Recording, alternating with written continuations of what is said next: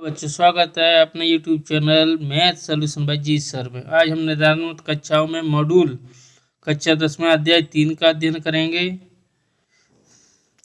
3 का अध्ययन करेंगे जिसमें दो चर वाले रेखिक समीकरण युग्म के बारे में जानेंगे, जिसकी भूमिका रेखिक समीकरण का युग्मग्राफी है। विधि से हल एक रेखिक समीकरण युग्म को हल करने की बीजीय गणितीय विधियां जैसे प्रतिस्थापन विधि, विलोपन विधि, सारांश आदि। तो इसमें हम थोड़ा इसके कुछ ग्राफ के निष्कर्ष जान लेते हैं कि दो चरों में एक रेखीय समीकरण युग्म का ग्राफ दो रेखा निरूपित करता है। युग्म कितनी दो रेखाएं निरूपित करता है, जिसका पहला स्टेटमेंट है यदि रेखाएं एक बिंदु पर प्रतिच्छेद करती है तो वह बिंदु दोनों समीकरणों का अद्वितीय हल होता है। इस स्थिति में समीकरण युग्म संगत होता है और अविरोधी भी होता है। अविरोधी भी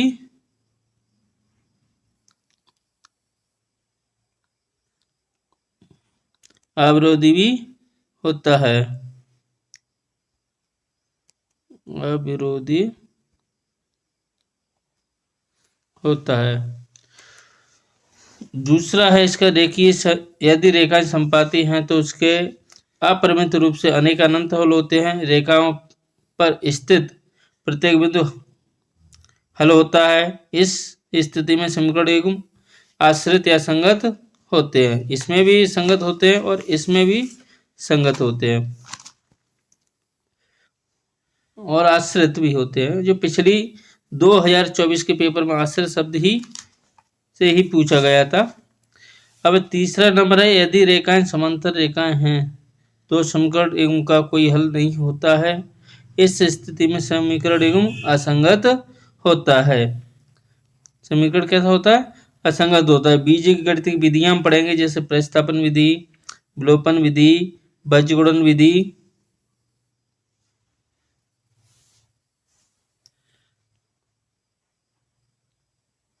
तो हम आगे देखते हैं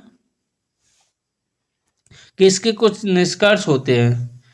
तो इसके निष्कर्ष से यदि हम मान के चलें कि दो चार रेखिक समीकरण युग्म दिए हुए हैं, जिसका पहला समीकरण मान के चलिए कि a1x plus b1y plus c1 बराबर 0 है और दूसरा a2x plus b2y plus c2 बराबर 0 पर एक रेखिक समीकरण युग्म प्रदर्शित करता है, तो इसकी निम्नलिखित स्थितियां उत्पन्न हो सकती हैं। पहली स्थितियां होगी a1 बटे में a2 बराबर नहीं है b1 बटे में b2। अगर यह स्थिति उत्पन्न होती है तो ये स्थिति रेखीय समीकरण युग्म का संगत होता है।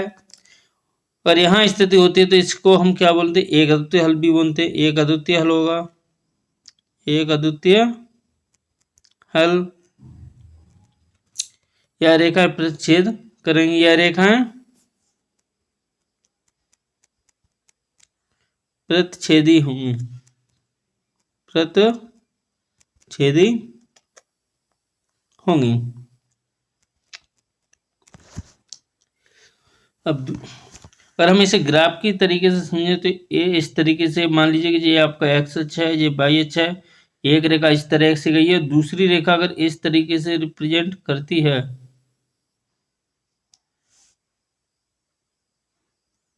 तो जिस बिंदु पर काट रही है तो इसका एक बिंदु पर काट रही है तो इसका हल क्या होगा? एक अद्वितीय हल होगा और इसमें रेखाएं प्रतिच्छेद करेंगी और रेखाएं संगत भी होंगी। अब ऐसे ही अगर हम दूसरे बिंदु की बात करें तो a1 बटे a2 बराबर b1 बटे b2 बराबर नहीं है c1 बटे c2, तो इस स्थिति में रेखाएं असंगत होंगी। इस स्थिति में रेखाएं कैसी होंगी? असंगत होंगी। तो यहाँ आपका एक कोई हल नहीं होगा, निकाय का कोई हल नहीं है।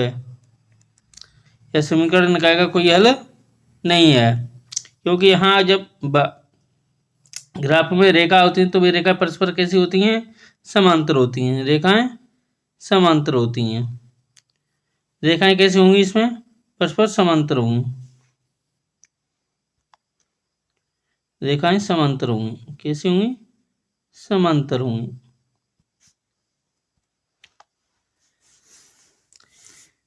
और हम तीसरे नंबर पर अगर बात करें तो a1 बटे a2 बराबर b1 बटे b2 बराबर c1 बटे c2, इस स्थिति में रैखिक समीकरण कैसा होगा? आश्रित होगा, संगत होगा और इसके निकाय के अनंत अनेक हल होंगे। निकाय के अनंत अनेक हल होंगे। निकाय के अनंत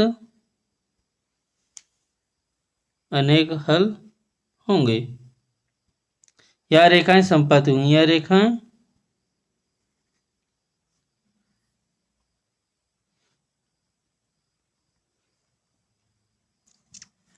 यह रेखाएं संपाती होंगी। ठीक, तो ये 3 इंपोर्टेंट स्टेटमेंट है, जो हमें याद रखना है। ठीक, तो अब आगे हम जाते हैं ऑप्शनल टाइप। इसका एक चार्ट मैं बना के बता देता हूं आपको।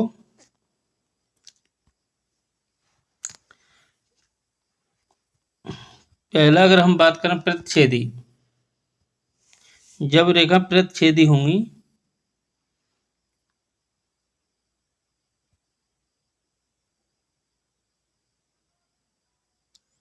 अगर रेखा प्रतिच्छेदी है तो इसका सूत्र होता है A1/A2 बराबर नहीं है B1/B2। हमको याद रखना होगा यहाँ रेखाएं संगत होंगी। रेखाएं कैसी होंगी? संगत होंगी और अविरोधी भी होंगी। अविरोधी होंगी और एक अद्वितीय हल होगा। क्या होगा? एक अद्वितीय हल भी होगा। हल होगा। और दूसरी बात करें, यदि रेखाएं समांतर हैं, यदि रेखाएं समांतर हैं,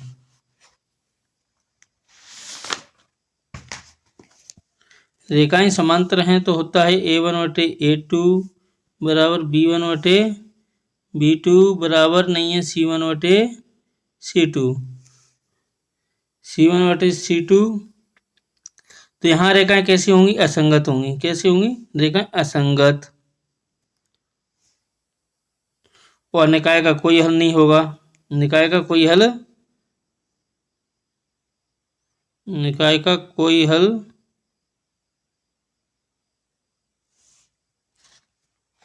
नहीं है। और तीसरी बात करें तो रेखाएं कैसी होंगी? संपाती। रेखाएं संपाती हैं। यदि रेखाएं संपाती हैं तो A1/A2 बराबर B1/B2 बराबर C1/C2। तो यहाँ रेखाएं संगत होंगी, आश्रित भी होंगी। रेखा एक दूसरे पे कैसी होंगी? आश्रित भी होंगी और अपरिमित हल होंगे। हल कैसे होंगे इसके? अपरिमित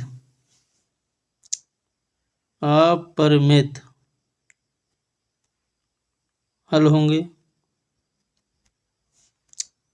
या हम कह सकते हैं निकाय के अनंत अनेक हल होंगे। निकाय के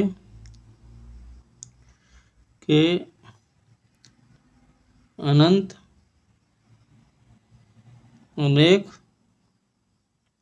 हल होंगे। अगर हम इसको देखें तो इसमें रेखा प्रतिच्छेद एक दूसरे को रेखा प्रतिच्छेद करती हैं, इसमें रेखा परस्पर समांतर रहती हैं और इसमें रेखा संपाती होती है। मान लीजिए कि एक रेखा है तो दूसरी रेखा भी इसके जस्ट ऊपर ही होगी।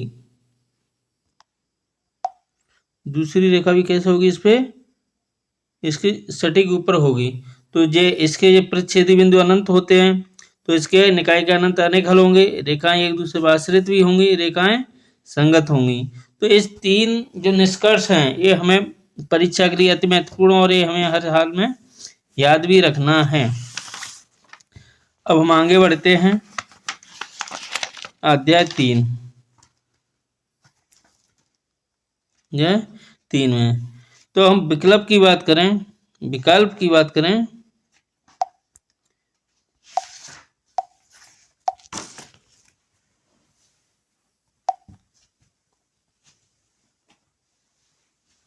अगर हम विकल्प की बात करें तो निम्नलिखित में से 2 चरों में रैखिक समीकरण है। तो 2 चर रैखिक समीकरण होता है जिसमें 2 चर भी होने चाहिए और समीकरण की घात 1 होनी चाहिए, यानी जो चर की घात है वो अधिकतम कितनी होनी चाहिए, 1। जो रेखिक होता है, रेखिक की घात कितनी होती है, 1। रेखिक की घात होनी चाहिए 1। तो हमने देखा पहला ऑप्शन, पहले ऑप्शन में x की घात 2, चर तो 2 हैं x और y, लेकिन घात कितनी है, 2। तो ये रेखिक समीकरण नहीं होगा। अगर हम दूसरे की बात करें तो दूसरे में भी 2 चर हैं, लेकिन y की घात कितनी है, 2। तो ये भी रेखिक समीकरण नहीं होगा। अब तीसरे में बात करें तो तीसरे में दोनों चर x और y चरों पर घात 2 2 लगी है, तो ये भी रेखिक समीकरण नहीं होगा, ये भी रेखिक समीकरण नहीं होगा। अब हम तीसरे की बात करते हैं तो देखिए 2 चर भी हैं और घात भी 1 है, तो रेखिक समीकरण है। यानी हमारा रेखिक समीकरण का जो मूल रूप होता है वो इस तरीके से होना चाहिए, ax by plus ax plus by plus c बराबर 0। या रेखिक समीकरण युग्म दिया होता तो उसका मूल रूप होता a1x plus b1y plus c1 बराबर 0, और दूसरा समीकरण होता है a2x plus b2y plus c2 बराबर 0। तो इस तरीके से सही उत्तर होगा इसका डी। अब हम अगले क्वेश्चन पे आते हैं। दूसरा क्वेश्चन है हमारा a1/a2 बराबर नहीं है b1/b2, तो रेखिक समीकरण युग्म समीकरण a1x plus b1y plus c1 बराबर 0 तथा a2x plus b2y plus c2 बराबर 0 का हल क्या होगा। तो मैं पहले ही बता चुका, एक अद्वितीय हल होने के लिए हमारे पास क्या कंडीशन, a1/a2 बराबर नहीं है b1/b2, यानी b1/b2। तो हमारा सही ऑप्शन होगा ए। सही ऑप्शन क्या होगा, ए।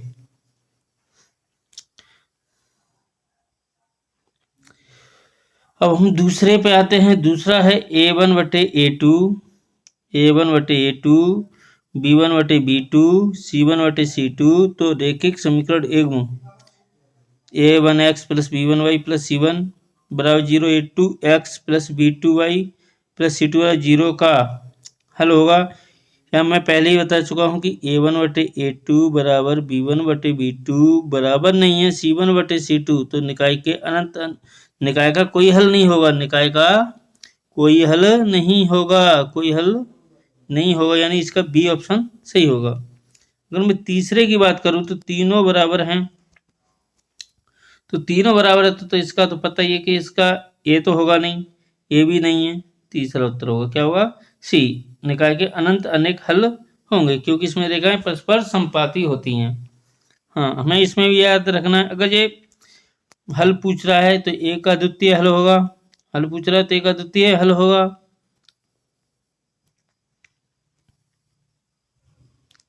हल पूछ रहा है तो क्या होगा। अगर हम इसी पे दोबारा से आते हैं, इसका एक अद्वितीय हल होगा। लेकिन अगर रेखाओं में पूछे तो रेखाएं परस्पर प्रतिच्छेदी होंगी। रेखाएं कैसी होंगी, रेखाएं परस्पर प्रतिच्छेदी होंगी, परस्पर प्रतिच्छेदी होंगी। इसी तरीके से इसमें आते हैं, तो मैंने अभी इसको बताया तो इसका कोई हल नहीं होगा। तो इसमें अगर रेखाओं से पूछता है तो रेखाएं परस्पर समांतर होंगी। रेखाएं कैसी होंगी, परस्पर समांतर होंगी। और इसको भी मैंने अभी बताया, तो इसमें बताया था निकाय के अनंत अनेक हल होंगे, इसमें रेखाएं समपाती होती हैं, रेखाएं समपाती होती है। तो हमें ये याद रखना है। अब हम अगले क्वेश्चन पे आए। अगला क्वेश्चन हमारे पास दिया हुआ है, रेखिक समीकरण युग्म a1x plus b1y plus c1 बराबर 0 तथा a2x प्लस a2x प्लस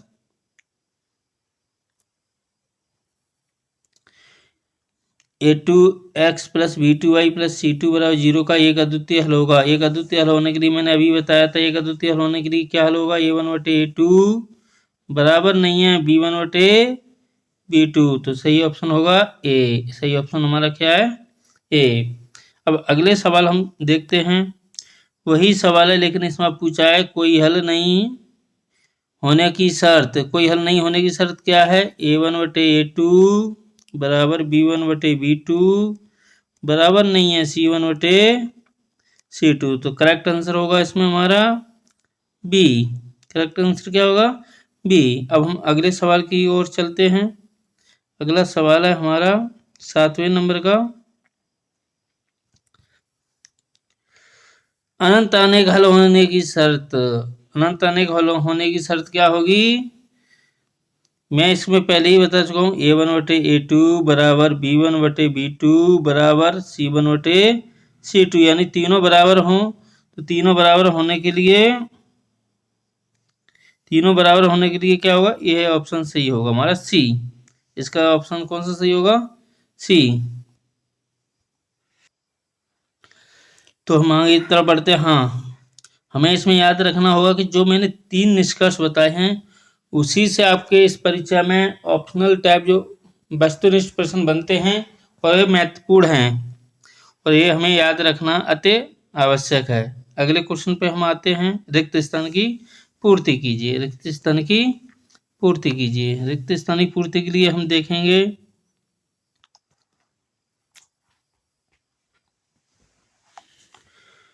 तो समीकरण 2x + 3y = 5 में यदि x का मान 1 है तो y का मान क्या होगा? तो हम इस समीकरण में x की जगह x का मान रख देंगे 1। तो x का मान कितना है? 1 + 3y = 5। तो यहाँ 1 है, तो देखिए 3y = 5 रहेगा, 2 × 2, और ये प्लस का उधर जाएगा, दूसरे साइड पक्षांतर करेंगे तो ये हो जाएगा -2। तो 3y बराबर कितना हो जाएगा? 3। तो y बराबर हमारा आंसर होगा 3/3। 3 का 3 में भाग देंगे तो आंसर आएगा 1। कितना आंसर होगा? 1। खाली स्थान भरा जाएगा 1। अब इसी प्रकार दूसरा ऑप्शन है हमारा, यदि समीकरण जिसको ax + by + c = 0 के रूप में रखा जा सकता है, जहाँ a b और c वास्तविक संख्याएं हैं, यदि a और b दोनों शून्य नहीं हैं तो चरों x और y में एक समीकरण कहलाता है।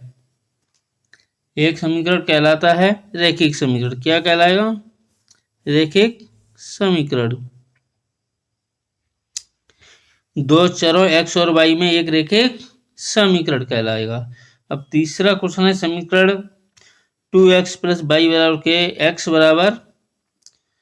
बराबर दिया है 2 और y बराबर दिया 1, तो k का मान क्या होगा? तो इसमें हमें क्या करना है, जहां हमारा x 2x + y = k है, x बराबर 2 रख देंगे और y बराबर क्या रख देंगे? 1। तो हमें k का मान प्राप्त हो जाएगा। तो 2 × x का मान 2 और y का मान 1 बराबर k। तो यहाँ हम देखेंगे कि 2 दूनी हो जाएगा 4 और 1 बराबर k। तो k का मान हो जाएगा 4 × 1 = 5। क्या मान हो जाएगा? 5। अब अगला क्वेश्चन पे हम चलते हैं। अब हमारा अगला क्वेश्चन है सत्य असत्य लिखिए। सत्य असत्य लिखिए। सत्य असत्य हम लिखेंगे तो हमें याद रखना, देखिए दो चरों में एक रैखिक समीकरण के अनेक हल होते हैं। दो चरों में एक समीकरण के अनेक हल होते हैं, सत्य है। देखिए इसको हम कैसे पता कर सकते हैं।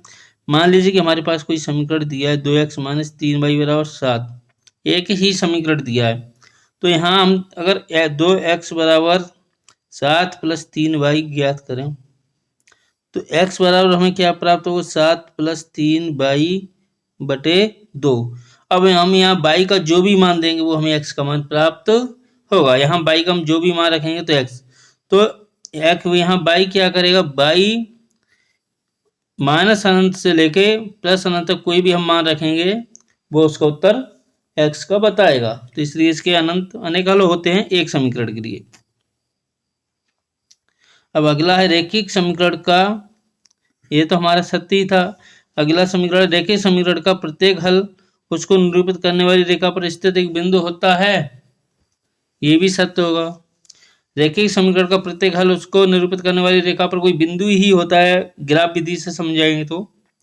अब अगला क्वेश्चन है तीसरा, समीकरण निकाय 2x - 3y = 7, 4x - 6y = 14 द्वारा निरूपित रेखाएं प्रतिच्छेदी होंगी।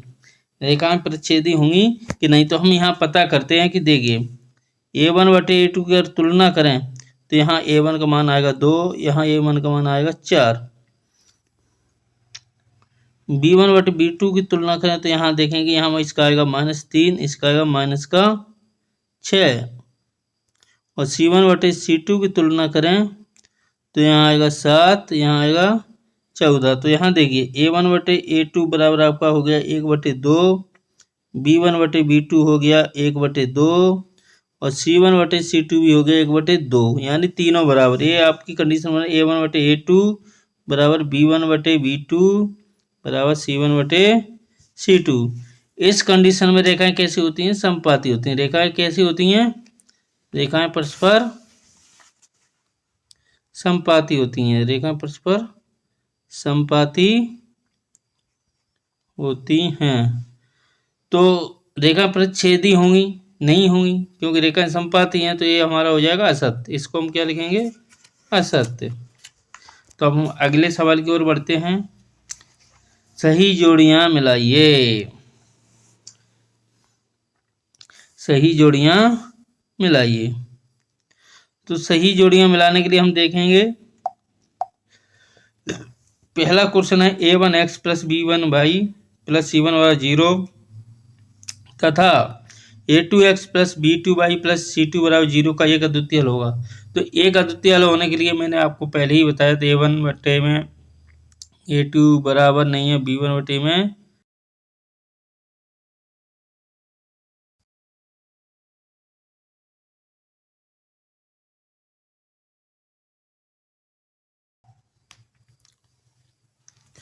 B1 बटे में B2। तो ये हमारा मिलेगा इससे। किससे मिलेगा? इससे। तो यहाँ हम लिख सकते हैं सेकंड क्वेश्चन 2 से मिल रहा है A1 बटे में A2 बराबर नहीं है B1 बटे में B2। अगला क्वेश्चन है दो चरों में रेखीय समीकरण का व्यापक रूप। दो चरों में रेखीय समीकरण का व्यापक रूप होगा पहला, यानी ए वाला होगा AX plus BY plus C बराबर 0। सेकंड है A1 बटे A2 बराबर B1 बटे B2 बराबर नहीं है C1 बटे C2। तो निकाय का कोई हल नहीं होगा। निकाय का कोई हल नहीं होगा, यानी इसके सामने ही है। निकाय का कोई हल नहीं होगा, तो इसका आंसर यही होगा। अब चौथा क्वेश्चन है, उसमें तीनों बराबर हैं। A1 बटे A2 plus B1y plus C1 बराबर 0, A2x plus B2y plus C2 बराबर 0 में A1 बटे A2 बराबर B1 बटे B2 बराबर C1 बटे C2 है। तो क्या होगा? रेखाएं समपाती होंगी। रेखाएं कैसी होंगी? समपाती होंगी, यानी इसके 5वें नंबर से मिलेगा। अब है हमारे पास x प्लस 2y प्लस 3 बराबर 0 में यदि x का मान 0 हो तो इसका हल क्या होगा? और मैं x की जगह 0 रख दूंगा तो हमें प्राप्त होगा,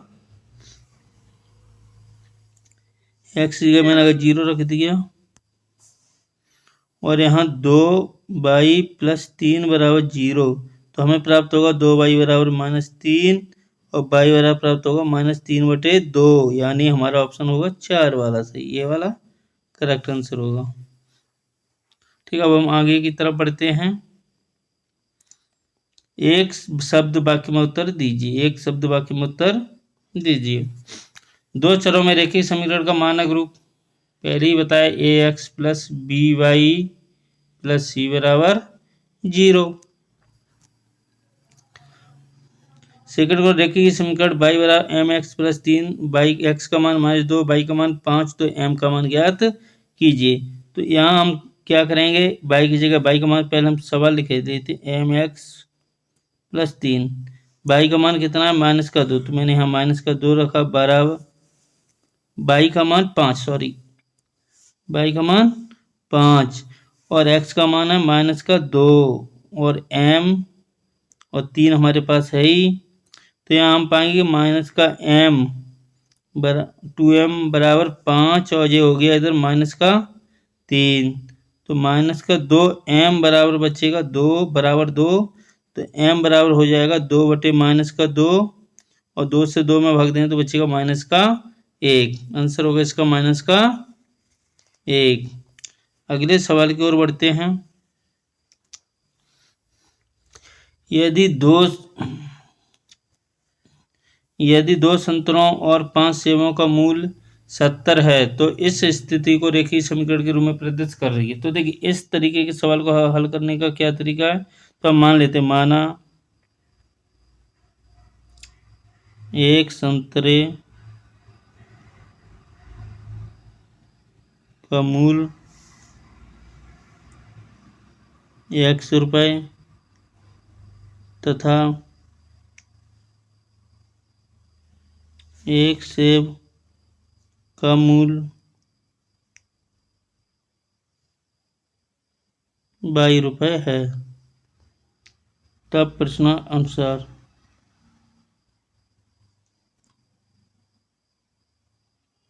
मान लीजिए कि एक संतरा आपका x रुपए का आ रहा है, तो 2 संतरे कितने के हो जाएंगे, 2x के, और एक सेब ₹22 का आ रहा है तो 5 सेब कितने के हो जाएंगे, 5y के, और दोनों मिला के कितने के आए, ₹70 के। तो हमें समीकरण प्रदर्शित करना, तो ये हमारा समीकरण होगा। इस तरीके से हम इसे हल कर पाएंगे।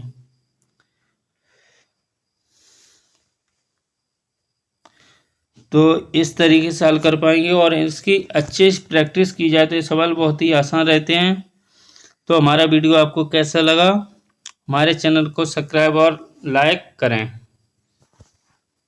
धन्यवाद।